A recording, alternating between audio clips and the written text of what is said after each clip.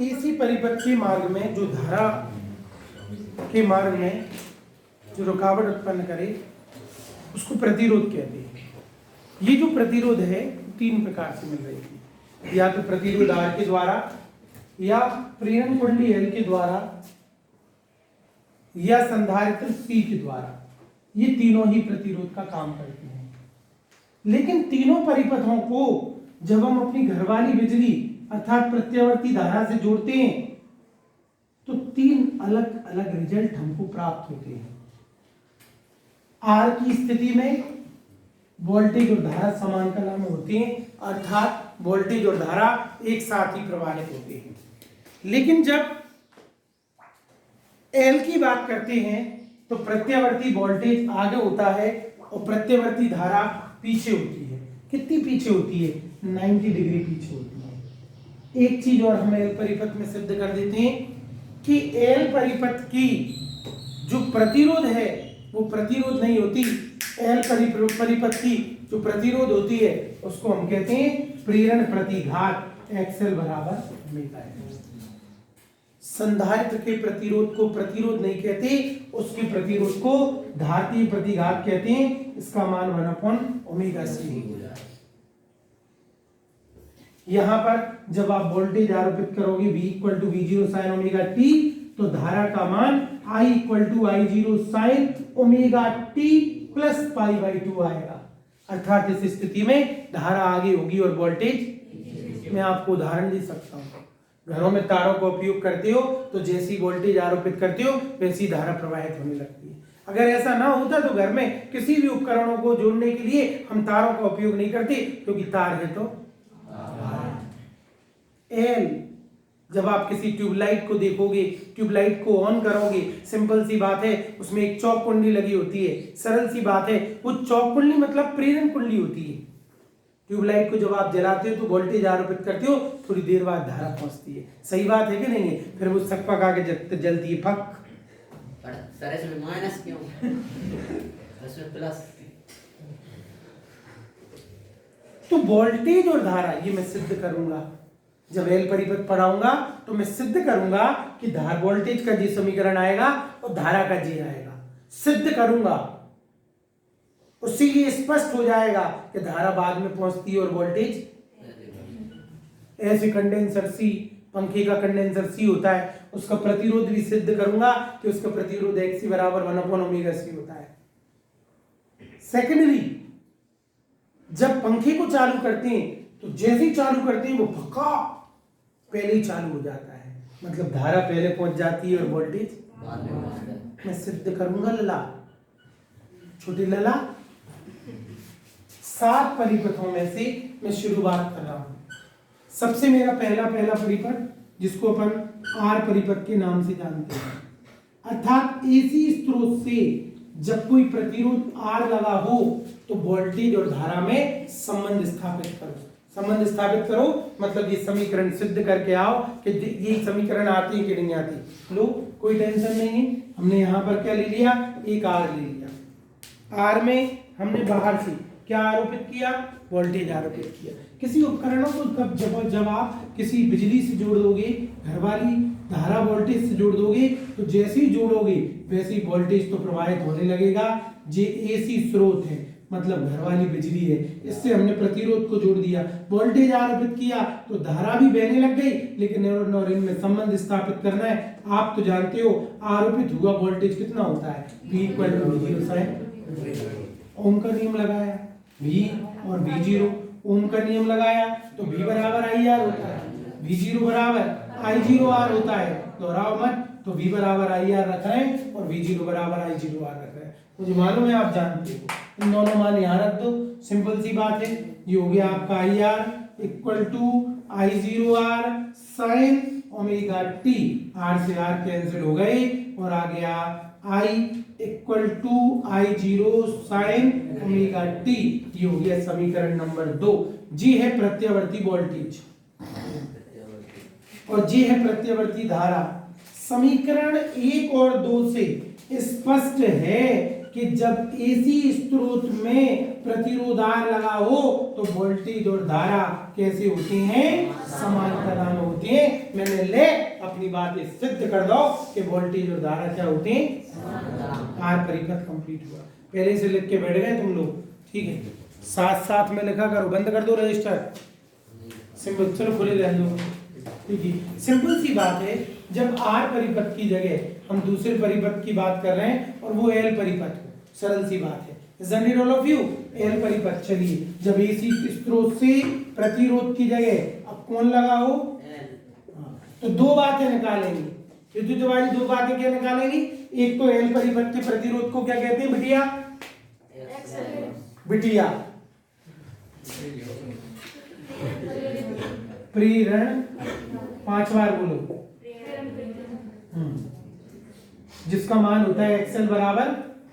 दूसरी बात ये सिद्ध करेंगे रे तू कि वोल्टेज और धारा में क्या संबंध है, अर्थात वोल्टेज आगे आएगा और धारा पीछे आएगी। चलिए करते हैं, हमने एल परिपथ को किसी एसी स्रोत से जोड़ दिया, चित्र आपके सामने है। अब आर परिपथ की जगह हम कौन सा परिपथ पढ़ रहे हैं, वोल्टेज दे रहे हैं और धारा लाएंगे, जो दे रहे हैं वो तो सबको एक जैसा देंगे, किसी के साथ भेदभाव नहीं करेंगे। 220 वोल्ट का वोल्टेज आरोपित कर रहे हैं तो वो सबके लिए आरोपित कर रहे हैं, किसी भी उपकरण के लिए आरोपित कर रहे हैं, तो वोल्टेज तो आरोपित कर दिया। तलाश हमें किसकी है, नहीं, वो गधा है तो अपन भी गधा बनेंगे क्या, वोल्टेज दे रहे हैं, नींदों में हो तो नींदों में ही बैठे रहो, तुम्हारा कुछ नहीं हो सकता। वोल्टेज आरोपित कर रहे हैं, तलाश किसकी है, धारा की। और एक चीज और याद करेंगे, अमन क्या, नहीं सर ये तो अपन वोल्टेज दे रहे हैं और धारा लेकर के आएंगे, लेकिन एक और तलाश कर रहे हैं कि एक्सएल बराबर ओमेगा एल होता है, तो दूसरा परिपथ कंप्लीट हो जाएगा। तो पूछ रहे हैं कैसे आएगा, कैसे आएगा, वोल्टेज दे दिया, तलाश धारा की।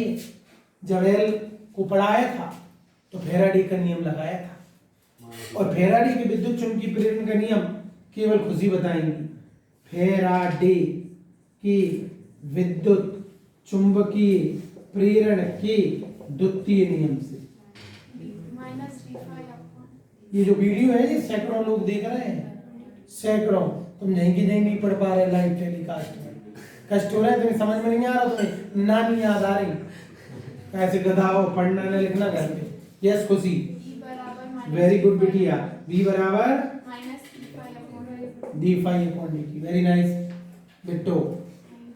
फाई इक्वल टू क्या होता है सूत्र, पढ़ा था, स्वप्रेरण की प्रक्रिया में पढ़ा था, सलोनी शिवानी पढ़ा था, फाई बराबर है, इस फाई के मान को समीकरण 2 में रखो, v equal to minus d/dt, L है, एल नियत राशि है, बाहर निकालना, तो v equal to minus L di/dt।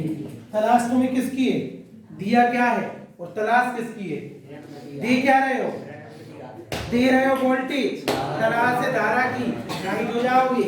दिया क्या है, तलाश किसकी है, वो तो बीच में मिल ही जाएगी, प्रेरण प्रतिघात एक्सएल बराबर होगी, मिलेगी, तुम्हें मिलेगी, धारा मिलेगी, और बीच में तुम्हें एक्सएल बराबर होगी। लोग बागों ने कहा ये आई तो नहीं मिल रही, लेकिन डी आई जरूर मिल रही है, भी तो मुझे पहले से दी थी रूपाली, भी का मान पचीर दें क्या, समीकरण नंबर 1 से v0 sin ओमेगा t और माइनस एल di/dt, इधर अकेले di को पकड़ लो क्योंकि तलाश तुम्हें उसी की है, उधर di minus v0/L sin omega t dt, yes और नो, ओके, इतना साफ कर दूं, वो तुम्हें समझ में आ ही रहा होगा, नीचे बंद करके दोबारा लगे, जे भी कर देंगे, दुष्ट बालक, ये देखिए v0/L, दोनों ओर क्या कर दें, समाकलन, क्योंकि di नहीं चाहिए मुझे, छोटे रूप से जब बड़ा रूप चाहिए तो दोनों ओर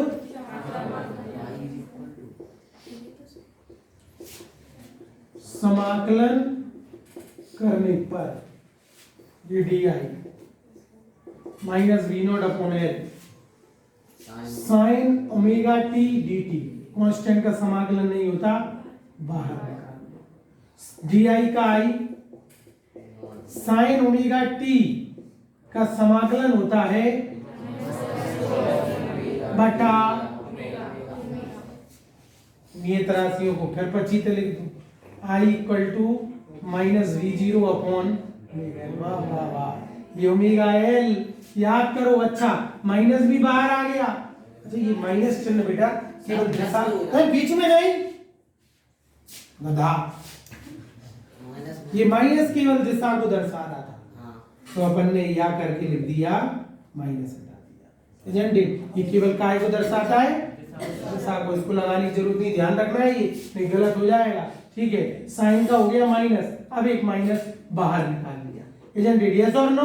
Yes, sir. अब हमें पहले से ही मालूम है ओमेगा एल बराबर क्या होता है, और एक्सएल मतलब क्या होता है। तो हम एक काम करेंगे, ओमेगा एल की जगह एक्सएल रख देंगे जो प्रतिरोध की भांति कार्य करेगा। यस और नो? एल के प्रतिरोध को प्रतिरोध नहीं कहते, एल के प्रतिरोध को प्रेरण प्रतिघात कहते हैं, इसे एक्सएल से दर्शाते हैं, जिसका मान ओमेगा एल के बराबर होता है।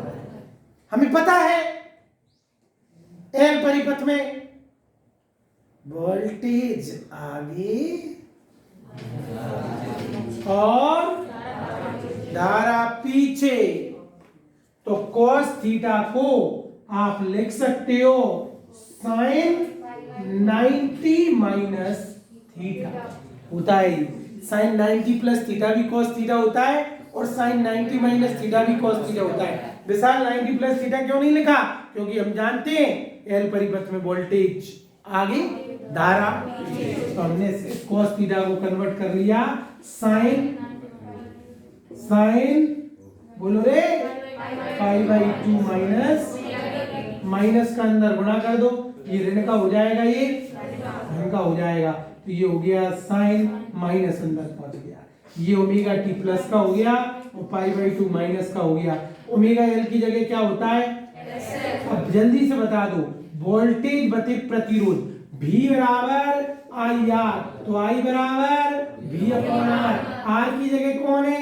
एक्सएल, I की जगह V की जगह V जीरो अपॉन एक्सएल की जगह क्या लिख सकते हैं? इसकी जगह आ गया I zero, I equal to I zero sine omega T minus समीकरण नंबर 3, समीकरण 1 व 3 से स्पष्ट है ये वोल्टेज का समीकरण है, ये धारा का समीकरण है। वोल्टेज अग्रगामी और धारा, अर्थात जब कहीं प्रेरण कुंडली एल लगी होगी, चौक कुंडली एल लगी होगी, ट्यूबलाइट होगी, तो उसमें वोल्टेज आगे जाता है और धारा पीछे। मैंने अपना वादा निभाया। तुमने पूछा था कैसे, मैंने सिद्ध करके बता दिया। इस परिपथ को एल परिपथ के नाम से जानते हैं। किस परिपथ के नाम से जानते हैं? एल परिपथ के नाम से जानते हैं। अब बेटा कौन सा परिपथ आएगा? सी परिपथ। सी में कौन आगे होगी? धारा, और वोल्टेज कंडेंसर एग्जांपल है। तो चलिए तीसरा परिपथ पढ़ते हैं। आधे से ज्यादा क्लास नहीं है यार, बच्चे चलेगा कौन चलेगा आज वाला तेरी बुरी आवाज, दो पक्ष की बुरी आवाज रिकॉर्ड। तो अब देखिए तीसरा परिपथ पढ़ रहे हैं जिसका नाम है सी परिपथ। सी मतलब प्रेरण कुंडली। Isn't it? Yes or no? Yes, sir. Okay. सैकड़ों विद्यार्थी कोचिंग नहीं पढ़ रहे, फ्री में क्लास को अटेंड कर रहे हैं, और मैंने पता नहीं 2500 वीडियो डाल दिए। मेरे दिमाग में होता तो उन्हें पॉज कर दिया करता। ठीक है, आगे बात समझ में, तो जो लाभ ले सकते हैं वो ले भैया, लेकिन भौतिक रूप से you are present here, you are devoting your time, you are, that's why you will get more than others, isn't it? आपको दुनिया से ज्यादा आना चाहिए, कुछ तो फायदा होना चाहिए। क्यों मूर्ख बन रहे हैं अपन सुबह से? चलिए तीसरे परिपथ की बात कर रहे हैं, सी परिपथ की पढ़ेंगे। ठीक है, देखिए इसके बाद तीसरा जो परिपथ होता है वो संधारित्र अर्थात सी परिपथ होता है। सी परिपथ में वोल्टेज पीछे और धारा, और दूसरी बात इसकी प्रतिरोध को प्रतिरोध नहीं कहते, इसकी प्रतिरोध को घातीय प्रतिघात कहते हैं। XC बराबर 1/ओमेगा C एजेंट है। और समीकरण भी सिद्ध करूंगा। बताओ वोल्टेज का जी आ रहा है तो धारा आगे है, तो क्या आना चाहिए? I = I0 sin omega T plus omega T plus π/2 करना होगा। भयंकर महीनों में रहता है। अब 17 तारीख से जितनी भी तारीख से देखते हैं कितनी तारीख से बैच पढ़ाएंगे, नींदों से बाहर ही जाना, गुम्मा मारो जो कहूँ मुँह चलो बीच में, सुबह को मुँह छोड़ना हो। वोल्टेज आरोपित कर रहे हैं और धारा की तलाश है। बताइए I बराबर, चूंकि विद्युत धारा का सूत्र होता है आवेश प्रवाह की, नहीं मान रहा तू सड़े गधा। I बराबर dQ/dt, क्या रखूंगा छोड़ा dQ/dt समीकरण 2। Q बराबर, समझ में नहीं आए पूरा बताने के बाद तो पूछिए। Q बराबर CV, अब ये पढ़ा होगा जिनने धारा विद्युत स्थिर विद्युत पढ़ी थी, संधारित्र पढ़ा था। ज्यादा आवेश दोगे ज्यादा कम जल का स्तर बढ़ेगा, कम पानी दोगे कम जल का, ऐसे ही आवेश ज्यादा दोगे तो आवेश का स्तर बढ़ेगा। आवेश के स्तर को विभव कहते हैं। Q समानुपाती V, समानुपाती का चिन्ह हटाया था तो Q बराबर ऐसे आता है Q बराबर CV। तो चूंकि आवेश Q बराबर CV होता है, रट लो जिनने नहीं पढ़ा, Q का मान यहाँ रख दो, समीकरण 2 में रख दे, इजाजत है। समीकरण नंबर 2 से I बराबर d/dt, Q बराबर, क्या भगवान की दी हुई मेरे पास मेरी V है? कहाँ है मेरी V? समीकरण 1 से I बराबर, C कांस्टेंट है बाहर निकाल दो, d/dt, V का मान V0 sin omega t, constant को कहाँ निकाल दो? बाहर। C तो थी, V0 भी बाहर आ गई, d/dt, अब अवकलन किसका होगा? और sin ओमेगा t का अवकलन आप लोग जानते हो, I = V0 C, कांस्टेंट का आ जाएगा बाहर और sin थीटा का होता है मुझे रहता है, वो तो रहता ही है, बस कांस्टेंट बाहर हो जाता है। समझ में तो नहीं आ रहा? स्ट्रॉम्बिलियन कब से नहीं आई? गाँव चली गई। मेरा गांव मेरा देश, कोई चीज अंश है। अब मैं जानता हूं धारा आगे है और वोल्टेज पीछे। पहली बात तो ओमेगा सी को रूपाली मैं नीचे पहुंचाना चाहता हूं, तो बताइए क्या लिखूं? V0 ऊपर रह गया और ओमेगा सी को मैं हर में पहुंचाना चाहता हूं, तो क्या होगा इसका? वेरी गुड, 1/ओमेगा सी सेंटाइज हो गया। तो इधर हो गया 1/ओमेगा सी। यस और नो? ओके। इस cos थीटा को sin 90 माइनस थीटा लिखूं कि sin 90 प्लस थीटा लिखूं? क्यों? क्योंकि मैं जानता हूं सी परिपथ में धारा आगे, नींबू बॉय, धारा आगे और वोल्टेज पीछे। मिस्टर विशाल, 1/ओमेगा सी क्या होता है? और XC मतलब घातीय, ये हो गया I = V0 sin omega t plus समीकरण 1। अच्छा, वोल्टेज बटे प्रतिरोध कौन हो जाएगी? P बराबर IR, I बराबर V/R, जी कौन हो गई? I0 sin omega t plus π/2। समीकरण 1 व 2, समीकरण 1 व 3 से स्पष्ट है प्रत्यावर्ती धारा आगे, प्रत्यावर्ती वोल्टेज पीछे। इस प्रकार R परिपथ, L परिपथ और C परिपथ कंप्लीट हुए।